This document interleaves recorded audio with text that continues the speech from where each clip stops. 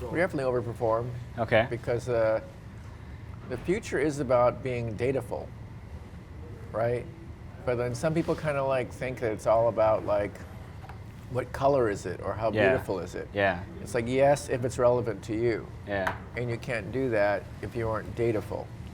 So there's a disconnect between, I think, old agency world that wants to make work with integrity and great work in the abstract versus the new way that's super like mechanical to computer sciencey. There's some place in between. That's the place to be. That's the place to be. Yeah.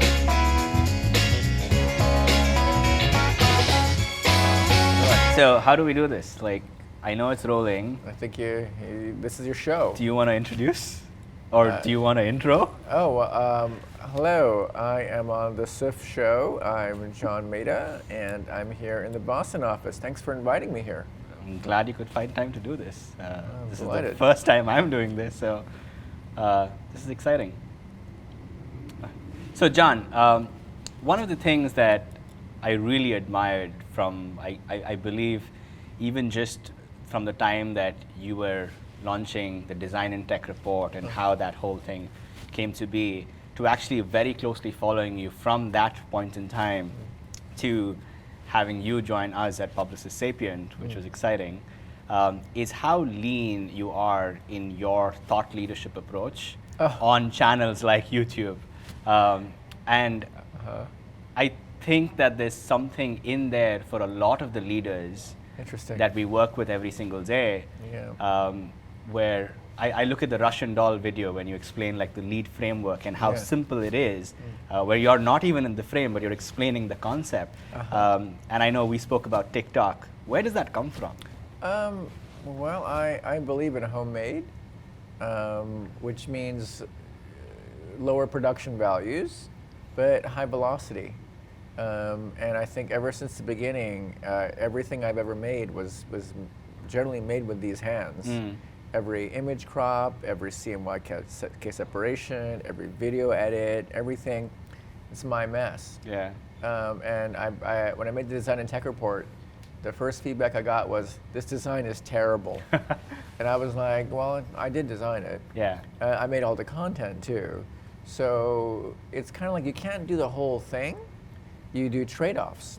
And the audience I was presenting the report to were financial people. So they don't actually care how it looks. They care what's inside. Yeah, yeah.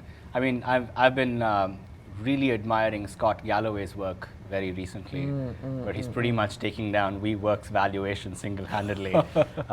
And I look at his approach to using Twitter, where it's like 3 minutes, 2 minutes, bite-sized videos, Snapchat filters and emojis all around. Definitely very impressive. Well, you know, it's I think there's this agile iterative thing is about testing ideas, but I gotta note that certain people have certain privilege to be able to do that much more easily than others. I think I've realized that a lot, particularly on Twitter when people say, where are the women thought leaders? It isn't that they're not thought leaders, it's they get harassed very quickly on social platforms. So how do you consider your privilege and what you're doing? You've been a YouTuber longer than I have been. It's like my 4th week on YouTube right now. But congratulations. I made it to 4 weeks. But what would your advice be to people who are thinking about doing this, who like have not even considered doing this? Well, definitely don't become the global chief experience officer of Publicis Sapient, because I've been too busy to make videos. I've been like trickling some out. I want to make videos. Making videos is hard, right? It's extremely hard. Like you watch like, you know, random person like eating an ice cream in a park and talking about it. You're like, oh, I can do that. And they're doing it every day. You know, I can't do that. It's a lot of work. I think I told you this as well. I have so much respect for people who put themselves out there in the way that they do. Holy cow. Makeup tutorials and so on and so forth. And I was like, well, that should be easy, but no, it's insanely hard. Just get an LED ring and start talking into it, and it's so easy, you know, like, no, like the kind of work, I mean, some YouTubers graduate, they get a whole staff, etc. Yes, I understand that. But the majority of the the single person creators, they're tired. They say on the camera, this is really hard. You think, oh no, it's not hard. It's hard. It's extremely hard. Like the amount of work that just goes in. But again, definitely glad we're doing this. Well, I have not. Since I become CXO, I made 2 videos. I think I'm gonna try to get back in the rhythm once a week at least. Is where I want to get to. Yeah. What cadence are you at? Once a week. This is literally my 4th video. So are you on track? I am on track. Yeah. I'm jealous. But it's just my 4th week. Well, but you have to have regularity. Yeah. Yeah. Do you turn comments on? Yeah. It's super important. Pretty open. Super important. I haven't had any comments so if you guys are watching this, comment below. It's comment opportunity. I've also been waiting to say, like YouTubers do, smash that subscribe button. So I watch a whole lot of YouTubers say you have that. to point to it in space and then like. Why don't we just point to wherever that is? Okay, good. So, what has this been your fifth I'm on week? a day 40 something. Day 40 something. So I'm pretty I'm not a new person anymore. Yeah. Yeah. Okay. You're old school. Yeah, Okay. I'm like, So, this is something that I find extremely fascinating. You have a very diverse background. You've been in RISD. You've been in the VC, engineering, MIT, MBA. Yeah. And now you're at a company like Publicis Sapient. Totally. So it's perfect for me. What's happening there? Well, what's happening is that I feel really lucky with the design and tech report. I began looking at consultancies and tech companies, consultancies eating agencies and becoming consultancies. And I was asking someone like, so where's the place to be right now in the consultancy space? And someone said, well, there's this new Steve Jobs person, Nigel Vaz, check him out. I'm like, wow, he talks really fast. Really fast, yeah. And he's like super smart. Yeah. I'm like, I think I want to be part of that team. Yeah. And what I like is that Publicis Sapient is about connecting all the dots, not just the consulting, not just the IT, not just the creative design part. It's the whole thing. And how to integrate them all together is where it's at. So I think I'm at this place where it's like Manhattan, where it has all the boroughs, and it's just interesting. Yeah. And why are you excited about this specific business relative to everything else? I know you talk about the end-ups and you talk about the role that a company like Publicis Sapient has to play in the end-up. So what is the most exciting thing about a company like us? Well, the word end up gets a lot of flack, by the way. I just discovered, like, oh my gosh, don't call people end up. But an end up ended up successful. Yeah. Which is not good. It's probably, I'm going to call it a grown up company. Yeah. And a startup company is like a baby company, instead of crawling. And babies are really cute. Like, oh my gosh, they're so cute, But a grown up has to like work and do stuff. So I think of Publicis Sapient as a company that actually never grew up. And it's totally open to disrupting itself. Like already, I'm on day 40 something, and stuff I've been talking about is already being deployed everywhere. It's like so fast. There's no resistance. They're like, light, ethical, accessible, Dataful. How do I start using it? I'm like, what, already? Yeah. And that is a startup mindset in a very mature grown-up. Interesting. You also just touched on your lead framework a little bit. Yeah. Let's talk about that. Well, I know there was a lot of inspiration as to why you came up with those 4 things. Right. So let's start there. Okay. Well, I think here at Publicis Sapient we have a lot of frameworks. So I call what we have with lead is just 4 ingredients. It's just 4 ingredients. It's like salt, fat, acid, heat, like salmon nostra. It's just how do you make a meal with salt, fat, acid, heat. How do you make an experience? It's light, ethical, accessible, Dataful. How you cook them together determines whether it's a good meal. How you select the right kind of light, like the right kind of salt, the right kind of ethics, like the right kind of fat. That process is about mastery. And because we, Publicis Sapient, don't make everything for everyone else, we make them with the customer, we're teaching them how to be master chefs at the same time. So I think I like that problem. But the problem has been hard to articulate because when you say, I want a good experience, I want a cat like running around with like gorillas and a shiny cup. That doesn't, I hope it works out. Yeah. That's not a strategy. So to instead say, I need a really light experience. It's coming from the cloud, it's gonna be fast. My company has really great values. Can you align with them? Our ethical point of view matters in our product. You know, we this year have committed to more accessible experiences to start being easier to understand, easier to use, but also we like to address accessibility standards to be compliant. And lastly, we're not Google, we're not Facebook, we don't know how to use our data. Well, we can help you become more dataful. And sometimes they don't even have that data. Exactly. Yeah. And what I love is with our Epsilon acquisition, we have a lot of data. Yeah. And we can help different companies use our data to be able to catapult their efforts to be more dataful. Interesting. So, in the context of a grown-up, a grown-up company, not a grown-up, when they look at, say, the light example, Yes. grown-ups are like cruise liners. Yeah, They move great extremely point. slow. Yeah. So, how would you advise them to be extremely light and agile over the years? No, that's the, you know, most grown-up companies, everything they make is like Conway's Law. It looks like their organization. Yeah.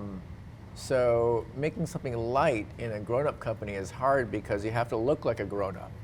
Like you're wearing shorts, you're wearing flip-flops? No, you have to wear all this proper clothing of a grown-up. And by that time you're like, oh, you just made a grown-up. Yeah. So it really is about adopting the agile mindset, lean startup thinking, being able to make things that aren't perfect, but make things that are imperfect, try them out, test, build, iterate. That attitude is something that's so hard for a grown-up company to understand. That's why teaching IT fundamentals is key. Yeah. Because once you understand computation, you understand that it's like a different material. It isn't like wood or metal or this thing up here. This is so beautiful. That thing will never change. You can't change it. But computation is liquid. It's a gas. It's invisible. So if you're working with a different material, you'll have to make things differently. You have to make things in a more agile, iterative way versus perfection then shipped. But then you still have so many of these executive leaders out there that are all about perfection and security and getting things right and having everybody's buy-in and so on and so forth. Well, this is where I like, in knowing that I was being a guest on your show, I would say, well, actually, Sif, here's my new book, How to Speak Machine. How to Speak Machine actually addresses the gap between executive stakeholders with no computer science background to catapult their understanding of like, oh, that's how computer science works. And that's how it's changed products. And in a very short book, I'm able to explain why Silicon Valley is winning, whereas why grown-up companies are not.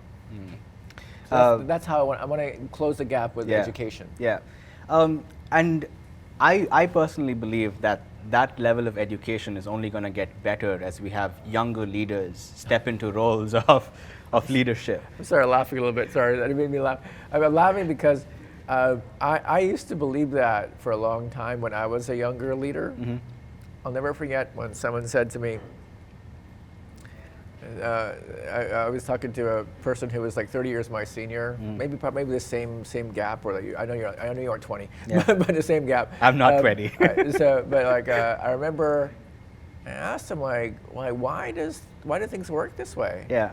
And he said to me, John, cool your jets. I remember reading that book, and I remember exactly where I was, because I'd like to think that I have eidetic memory. I was in Florida. Yeah. I was reading that book on a beach. Yeah. And I laughed when I read that line. And I was like, okay, this is probably what it feels when you go up to somebody a little more older and wiser than you and say, you need to change the way that you do things. You know, cool your jets. Cool your jets. Wait your turn. Yeah. My other favorite one that someone told me was, wait till they all die. And I was like, whoa, this is dark. This was at your time in MIT, This right? is MIT. Yeah, It was like, wait till they all die. And I thought, I don't want to wait till they all die, because here's the problem. They're not going to die. Yeah. Because of medical science, we live many decades longer. The population pyramid used to look like this, meaning that a lot of younger people, fewer older people. By 2040, it's going to be the population rectangle. Yeah. So the number of people who are older are going to be the same as the number of younger people. Yeah.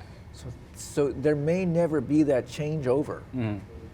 But in leadership. in leadership, Which yeah. I believe in. That's Yeah. why I spend most of my time with younger leaders to check if what I'm saying or thinking is at all correct. Yeah, yeah, yeah. So I'm counting on your generation to change stuff.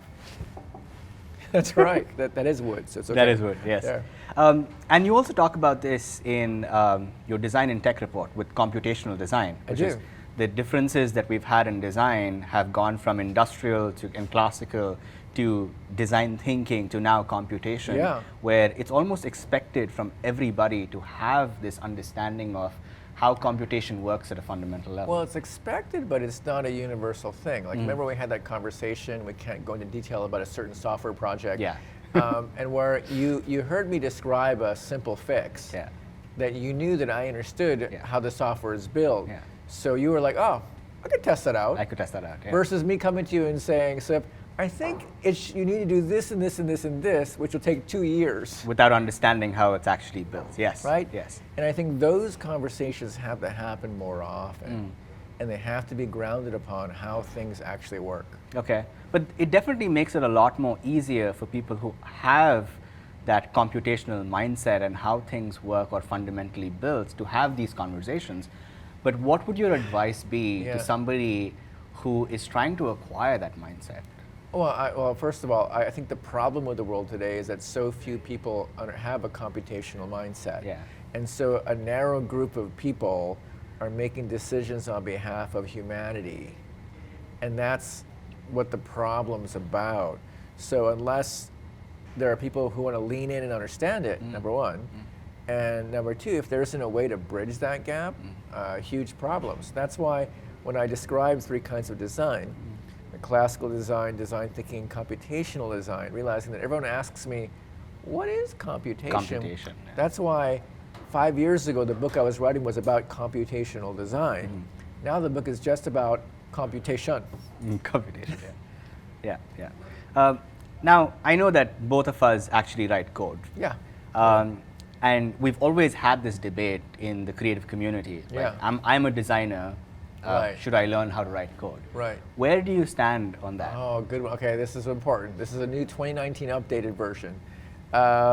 Because people tell me I'm wrong, and I'm not surprised. I'm wrong sometimes. If you're Yeah, right, we you're all wrong. are, yeah.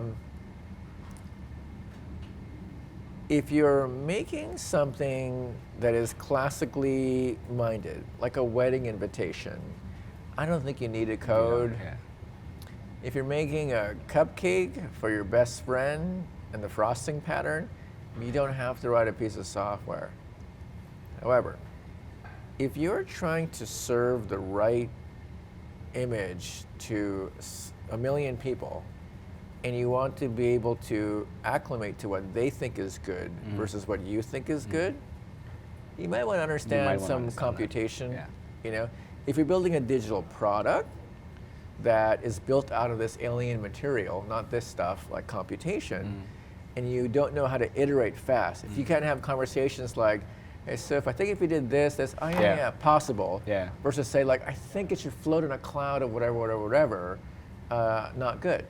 So computation will help anything that's now in the future.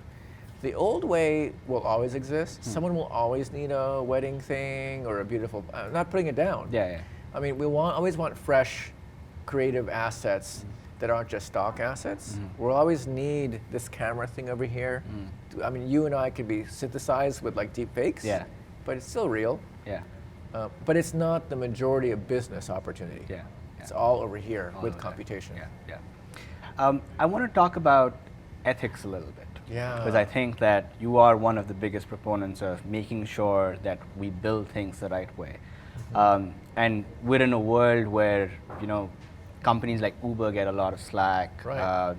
You know, there's so much happening where companies have a bigger responsibility to be socially conscious about their innovations. Sure. Where that mindset of, sure, we can move fast and break things, or we Right. could build things right and be Right. mindful about how we're upskilling everybody else. Where are we heading in that context? Well, you know, like, I didn't think about these issues a lot until maybe like less than 10 years ago. They were always in me because, you know, MIT, which is like, you know, like a few miles away from here, it's a legacy of World War II. MIT became important because it made weapons, like real weapons. Yeah. And so I find it odd today that when you think about many of the things we look up to, involve violence. Yeah. Nobel Peace Prize by Alfred Nobel, who invented dynamite, which killed a lot of people in the early wars. So I think the ethical question will always come into bear. If you make technology at scale, you then have to ask the question.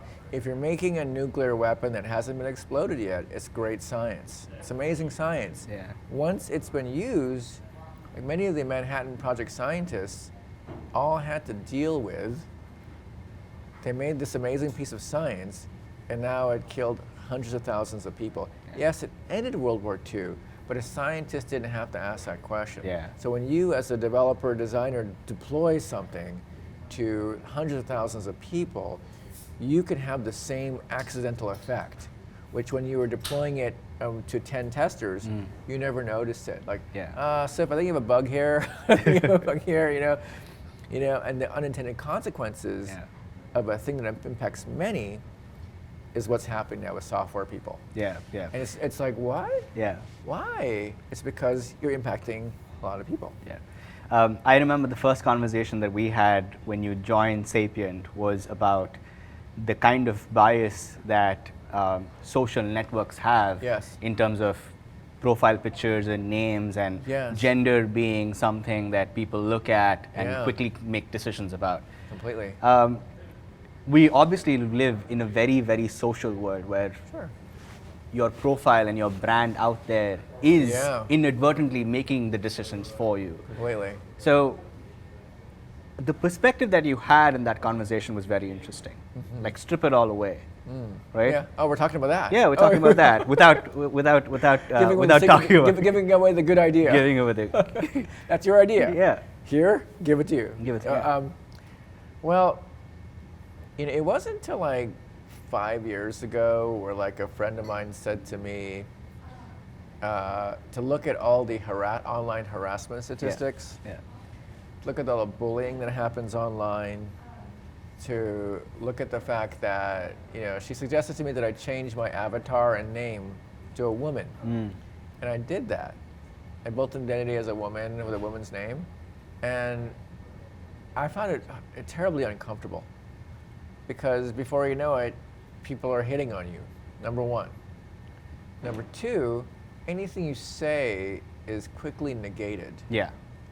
And I think that if that happened to me when I was on Twitter in the early years, I don't think I would have built a Twitter thing.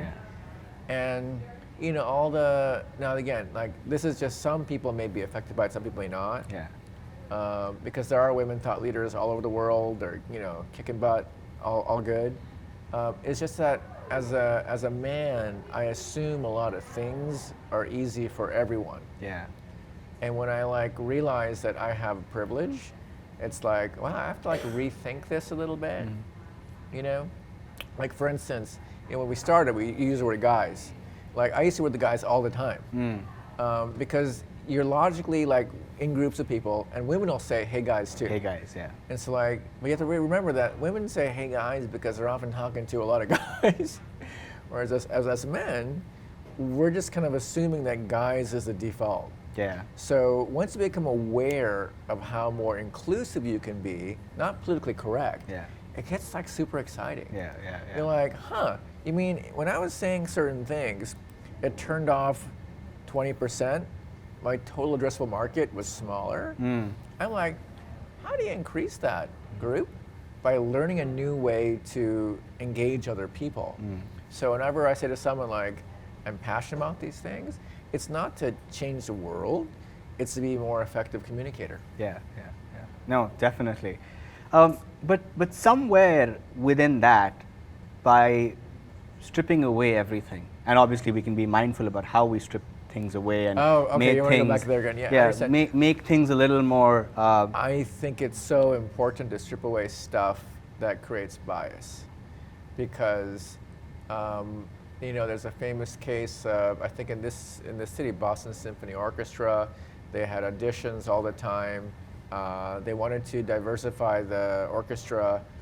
Nothing really worked until they put a curtain that separated the person who's auditioning and the jury, and that alone changed the number of women that were actually hired.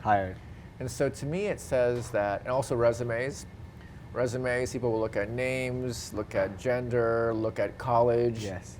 So I think that these systems shut out so many great people. Yeah. So when we're talking about avatars or whatnot, like what if, and if you look at the research, the social networks without avatars are more inclusive, which was weird, because like, what is that weird like graphic or whatever? That looks weird. Yeah. That's actually more inclusive. So we think the default of your amazing face is good.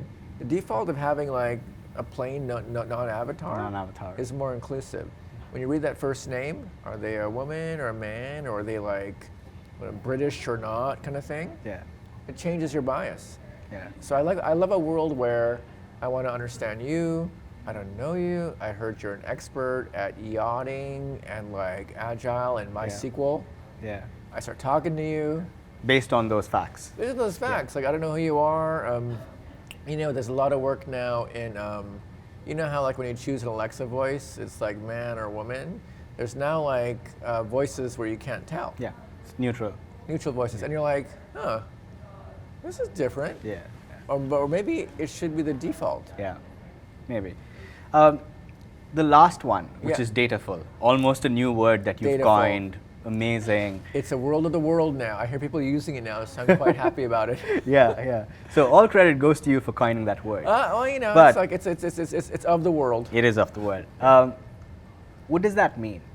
What it means to me is that I think the word data turns people off in the quote-unquote more creative world. Yeah. Because like, no, I have my intuition. That's where I get my like zeitgeist, You showed me a chart. You showed me a focus group, whatever. No, Steve Jobs never had focus group. The quote, reality, he did have focus groups. Yes. So data is not a bad thing. Yeah. Intuition is a form of data too. Because you've had multiple instances of experiences, and that's, if you make the summation of that, that's data, right? So, but data sounds bad. Dataful sounds kind of pleasant. It's like, your phone is so beautiful, so it's like, your phone is so dataful. Yeah. And you're like, yes, actually my Google phone is more dataful than your phone. You have an iPhone, this is like super dataful. Yeah. Less dataful.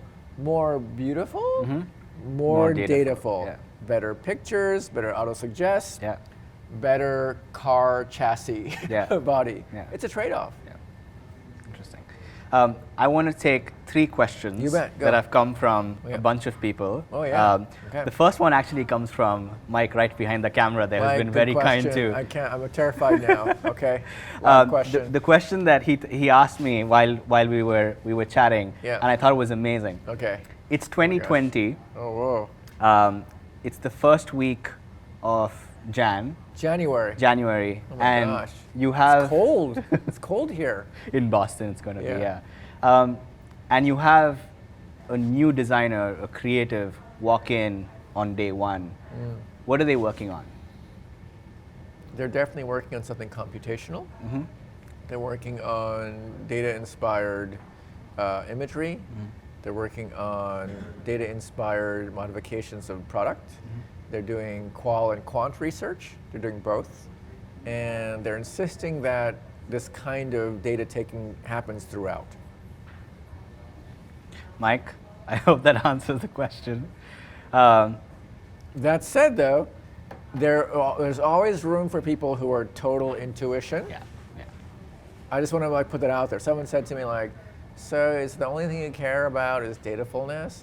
No, because intuition is a form of datafulness. Absolutely. However, in the past, in the traditional marketing funnel world, there was no data here, there was no data here, there was no data here, so you had to wing it. Yeah. You had to walk in like Don Draper and Yeah. like hula hoops Yeah. or like I see a whatever, you know, like, oh, I think that's a good idea. Yeah.